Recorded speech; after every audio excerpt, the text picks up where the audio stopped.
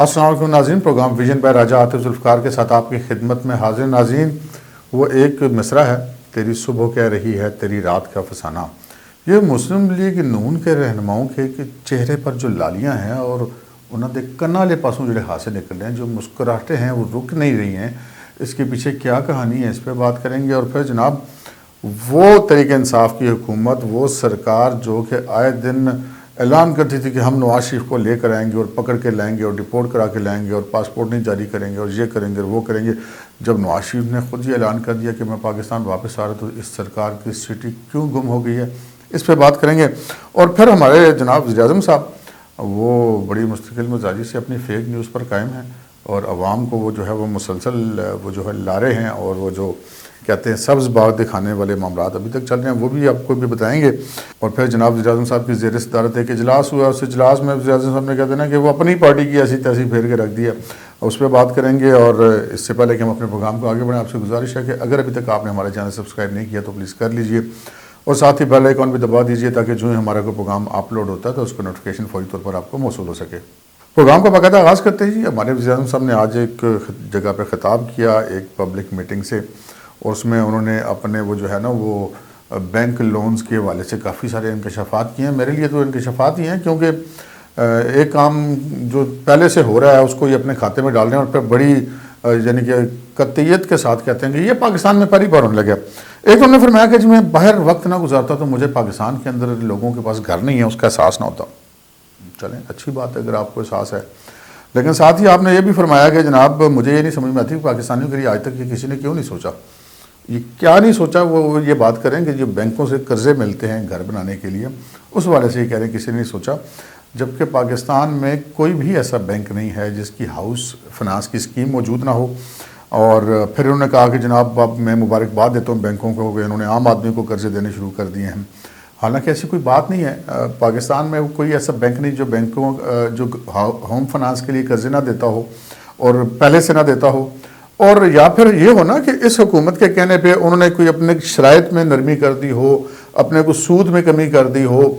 یا اس پروسیس کو سہل بنا دی ہو، کہ ایسی بھی کوئی بات نہیں ہے۔ بینکوں کا وہی پروسیجر ہے جو پہلے تھا اس حکومت کے آنے سے، اب بھی وہی ہے، آئندہ بھی وہی رہے گا۔ لیکن خان صاحب سمجھ رہے ہیں کہ یہ میں نے کوئی ایسی تلوار چلا دی ہے کہ عوام کے لیے قرضے بینکوں نے دینے شروع کر دیے، حالانکہ بینک پہلے سے قرضے دیتے ہیں، تو وہ اپنی چیزیں جو رہن رکھتے ہیں وہ رکھتے ہیں، جو ان کی ٹرمز اینڈ کنڈیشن ہوتی ہیں اس پہ پورا اترتے ہیں۔ جو بھی لوگ وہ پہلے بھی قرضے دیتے تھے اور اب بھی قرضے دیتے تھے، لیکن خان صاحب جو ہیں وہ پوری کوشش کر رہے ہیں کہ وہ لوگوں کو، ایسے لوگوں کو جن کو ان چیزوں کا پتہ نہیں ہے، وہ یہ باور کرا سکے کہ شاید ہم جو ہیں وہ پہلی دفعہ ایسا کام کر رہے ہیں،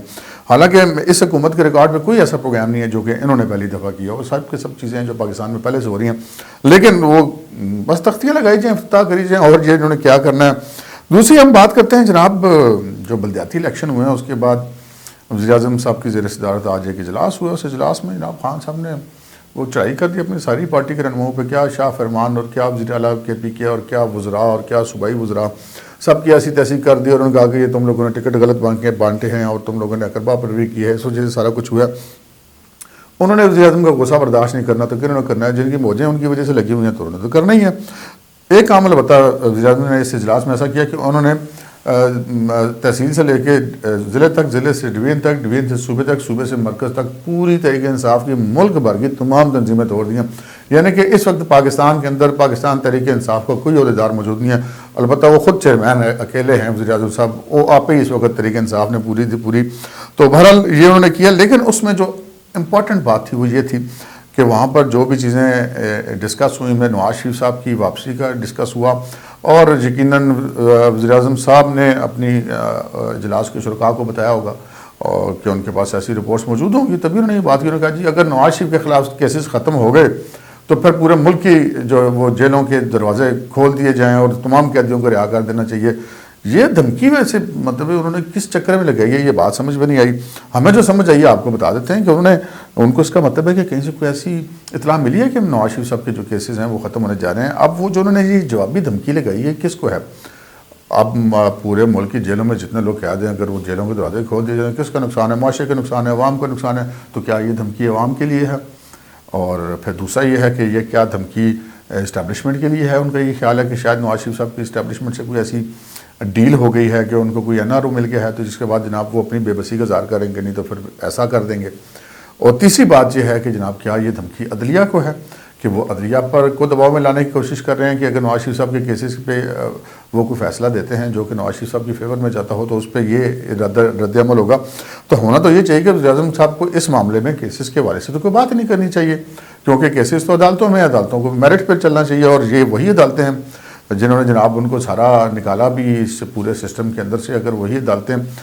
مستقبل میں ابھی تو کچھ نہیں کہہ سکتے کہ ان کیسز کا کیا فیصلہ ہوگا، لیکن وزیر اعظم صاحب اتنے پورے اعتماد کیوں ہیں کہ کوئی ایسے فیصلے آنے والے ہیں جن سے نواز شریف صاحب کو ریلیف ملنے والا، تو وہ یہ دھمکیاں لگانے پہ اترے ہوئے ہیں. اصل چیز یہ ہے. اور اس کے ساتھ ہی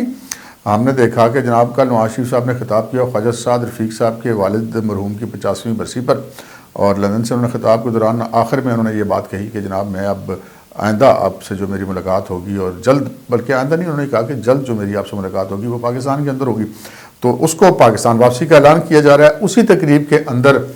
جو ہیں سردار ایاز صادق سابق اسپیکر قومی اسمبلی مسلم لیگ نون کے رہنما جو پچھلے دنوں لندن میں نواز شریف صاحب سے مل کے آئے، انہوں نے 2-3 باتیں ایسی کہیں جو کہ جس سے کہتے ہیں نا کہ ہر طرف تحریک انصاف کی حکومت میں خطرے کی گھنٹیاں جناب وہ بجنے لگیں اور سائرن زور زور سے بجنے لگیں. انہوں نے 2-3 باتیں کہیں. انہوں نے کہا کہ ایک تو جناب میں 20 تاریخ کے بعد پھر جا رہا ہوں نواز شریف صاحب کے پاس، اور میں اب نواز شریف صاحب کو لینے کے لیے جا رہا ہوں، ان کو لے کر آؤں گا. یہ ویسے ایک دعویٰ بھی ہو سکتا ہے، لیکن چونکہ نواز شریف صاحب نے پھر اسی تقریب میں خود بھی کہا کہ میں آؤں گا پاکستان واپس جلد، تو یہ جو معاملہ ہے اس کے خاصی پریشانی حکومتی صفحے میں دکھائی دے رہی ہے. پھر دوسری بات انہوں نے یہ کہی سردار ایاز صادق نے کہ جناب حالات کیا ہیں، آپ کو نظر نہیں آ رہا، آپ کو ہمارے چہروں سے نہیں نظر آ رہا. واقعی سردار ایاز صادق صاحب کے چہرے کی خوشی اس وقت دیدنی تھی، اور مسلم لیگ نون کی اور جس قیادت نے وہاں سے خطاب کیا، شہباز شریف صاحب نے خطاب کیا، نواز شریف صاحب نے خطاب کیا،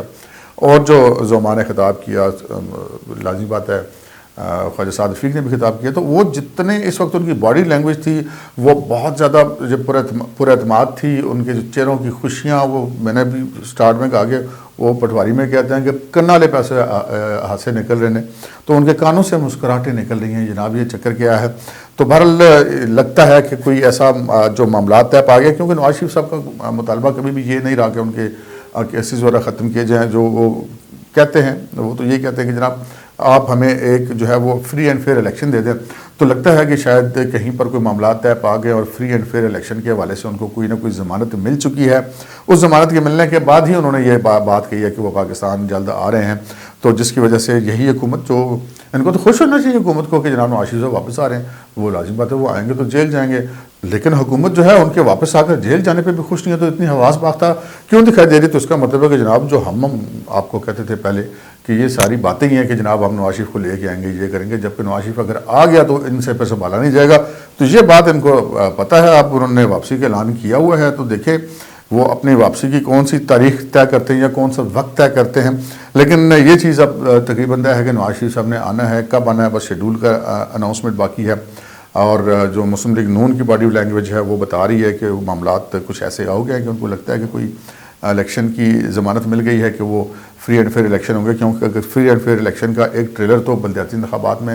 پی ٹی آئی کی حکومت دیکھ چکی ہے، جو پی ٹی آئی کی حکومت کی مبینہ طور پہ درگت بنی ہے کہ پی ٹی آئی کے اندر ابھی تو ایک مرحلہ باقی ہے. تو اس کے بعد جو ہے وہ پھر یہ سارے معاملات جو ہیں وہ یقینی بات ہے جو اس وقت اپوزیشن کی جماعتیں ہیں وہ تو اب بڑی ان کے اعتماد میں بہت زیادہ اضافہ ہوا ہے. اور اب یہ دیکھنا ہے کہ یہ اضافہ کیا رنگ لاتا ہے. اور وزیر اعظم صاحب جو اس وقت کافی گھبرائے ہوئے، وہ خود تو کہتے رہتے ہیں نا کہ گھبرانا نہیں ہے، وہ گھبرائے ہوئے خاص سے لگ رہے ہیں اور اپنی پارٹی کی تنظیمیں ساری توڑ دیں اور ٹوٹی ہوئی تنظیموں کے ساتھ وہ بلدیاتی انتخابات کے دوسرے مرحلے میں جائیں گے. تو لگتا ایسے ہے کہ انہوں نے گھبراہٹ اور بوکھلاہٹ میں فیصلے کرنے شروع کر دیے. آج کے پروگرام میں اتنا ہی. اجازت دیجیے. اللہ حافظ.